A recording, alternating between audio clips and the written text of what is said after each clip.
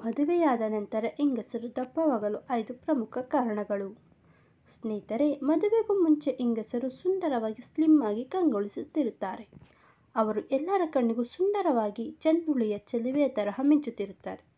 ಆದರೆ ಮದುವೆಯಾದ ನಂತರ ಅವರಿಗೆ ಏನಾಗುತ್ತೋ ಗೊತ್ತಿಲ್ಲ, ದಿಢೀರನೆ ದಪ್ಪವಾಗಿ ಅವರ ದೇಹದ ಆಕಾರವನ್ನೇ ಕಳೆದುಕೊಳ್ಳುತ್ತಾರೆ. ಮಹಿಳೆಯರು ಮದುವೆಯಾದ ನಂತರ ದಿಢೀರ್ ದಪ್ಪವಾಗಲು ಕಾರಣಗಳಾದರೂ ಯಾವುವು? ಮದುವೆಗೂ ಮುಂಚೆ ಚೆಂಡುಳ್ಳಿಯ ಚೆಲುವೆಯ ತರಹ ಮಿಂಚುತ್ತಿದ್ದ ಹೆಂಗಸರು ದಿಢೀರನೆ ಆಂಟಿಯ ಥರ ಕಾಣಲು ಕಾರಣಗಳೇನು? ಬನ್ನಿ ಈ ವಿಡಿಯೋದಲ್ಲಿ ತಿಳಿದುಕೊಳ್ಳೋಣ. ವಿಡಿಯೋ ತುಂಬ ಇಂಟ್ರೆಸ್ಟಿಂಗ್ ಆಗಿರಲಿದೆ. ದಯವಿಟ್ಟು ಸ್ಕಿಪ್ ಮಾಡದೆ ವಿಡಿಯೋದಲ್ಲಿರುವ ಮಾಹಿತಿಯನ್ನು ಸಂಪೂರ್ಣವಾಗಿ ತಿಳಿದುಕೊಳ್ಳಿ.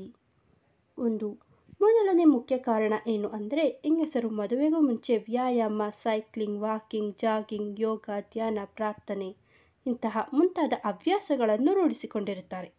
ಆದರೆ ಈ ಹವ್ಯಾಸ ಅವರಿಗೆ ಮದುವೆಯಾದ ನಂತರ ಕಂಟಿನ್ಯೂ ಮಾಡೋದಕ್ಕೆ ಸಾಧ್ಯವಾಗುವುದಿಲ್ಲ. ಮದುವೆಯಾದ ಹೊಸದರಲ್ಲಿ ಅಂದರೆ 3 ತಿಂಗಳ ಅವಧಿಯಲ್ಲಿ ಅವರಿಗೆ ಈ ಹವ್ಯಾಸ ಮುಂದುವರಿಸುವುದಕ್ಕೆ ಸಾಧ್ಯ ಆಗದೇ ಇರುವುದೇ ಮೊದಲನೇ ಕಾರಣ. 2. ಹೆಂಗಸರು ಮದುವೆಯಾದ ನಂತರ ಮೊದಲ 3 ತಿಂಗಳ ಅವಧಿಯಲ್ಲಿ ಅತಿಯಾದ ಸಂಭೋಗ ಕ್ರಿಯೆಯಲ್ಲಿ ಭಾಗಿಯಾಗುವುದರಿಂದ ಅವರಿಗೆ ಮೈ ತುಂಬ ಸುಸ್ತು ಆವರಿಸುತ್ತದೆ.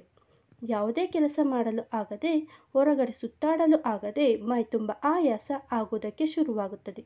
ಇದರಿಂದ ಹೆಂಗಸರು ದಿಢೀರ್ ದಪ್ಪವಾಗಿ ಬಿಡುತ್ತಾರೆ. 2. ಮದುವೆಗೂ ಮುಂಚೆ ಹೆಂಗಸರಿಗೆ ಪ್ರತಿ ತಿಂಗಳು ಋತುಚಕ್ರ ಆಗುತ್ತಿರುತ್ತದೆ. ಆದರೆ ಮದುವೆಯಾದ ಕೂಡಲೇ ಅವರು ಸಂಭೋಗ ಕ್ರಿಯೆಯಲ್ಲಿ ಭಾಗಿಯಾಗುವುದರಿಂದ ಮೊದಲ 1 ವರ್ಷ ಋತುಚಕ್ರ ಆಗುವುದಿಲ್ಲ. ಇದರಿಂದ ಅವರ ದೇಹದ ಒಳಗಿನ ಕಲ್ಮಶ ಹೊರಗೆ ಹೋಗದೆ ಇರುವುದರಿಂದ ಅವರು ದಿಢೀರ್ ದಪ್ಪವಾಗಿ ಬಿಡುತ್ತಾರೆ. 4. ಇನ್ನು ಮತ್ತೊಂದು ಮುಖ್ಯ ಕಾರಣ ಏನು ಅಂದರೆ, ಮದುವೆಯಾದ ನಂತರ ಹೆಂಗಸರು ಹೊರಗಡೆ ಹೆಚ್ಚು ಸುತ್ತಾಡುತ್ತಿರುತ್ತಾರೆ. ಆಗ ಅವರು ಜಂಕ್ ಫುಡ್ ಮತ್ತು ಎಣ್ಣೆ ಪದಾರ್ಥಗಳನ್ನು ಹೊರಗಡೆ ಪತಿಯ ಜೊತೆ ಸೇವಿಸುವುದರಿಂದ ದಿಢೀರ್ ದಪ್ಪವಾಗಿ ಬಿಡುತ್ತಾರೆ. 5ನೇಯ ಪ್ರಮುಖ ಕಾರಣ ಏನು ಅಂದರೆ, ಮದುವೆಯಾದ ನಂತರ ಹೆಂಗಸರು 2 ವರ್ಷ ಅತಿಯಾಗಿ ನಿದ್ರೆ ಮಾಡುತ್ತಾರೆ. ಇದರಿಂದಲೂ ಕೂಡ ಹೆಂಗಸರು ಅತಿ ದಪ್ಪವಾಗಿ ಬಿಡುತ್ತಾರೆ. ಸ್ನೇಹಿತರೆ, ಈ ಮಾಹಿತಿ ನಿಮಗೆ ಇಷ್ಟ ಆಗಿರೋ ವಿಡಿಯೋಗೆ ಒಂದು ಲೈಕ್ ಕೊಡಿ, ಶೇರ್ ಮಾಡಿ, ಹಾಗೆ ಚಾನಲ್ಗೆ ಸಬ್ಸ್ಕ್ರೈಬ್ ಆಗಿ.